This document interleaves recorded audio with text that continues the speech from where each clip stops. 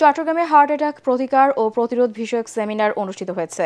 প্রবর্তক সংঘের উদ্যোগে নগরীর পাঁচলাইশে মাস্টার দা সূর্য সেন অডিটোরিয়ামে আয়োজিত সেমিনারে প্রধান অতিথি ছিলেন চট্টগ্রাম সিটি কর্পোরেশনের মেয়র ডাক্তার শাহাদাত হোসেন।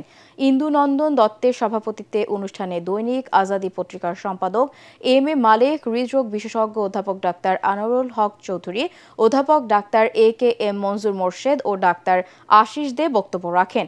বক্তারা অনিয়ন্ত্রিত জীবনযাপন, খাদ্যাভ্যাস ও সচেতনতার অভাবে বর্তমানে হৃদরোগ ও হার্ট অ্যাটাকের ঝুঁকি বাড়ছে জানিয়ে বলেন, নিয়মিত স্বাস্থ্য পরীক্ষা, পরিমিত খাদ্য গ্রহণ, ব্যায়াম এবং ধূমপান পরিহারের মাধ্যমে হৃদরোগ প্রতিরোধ সম্ভব।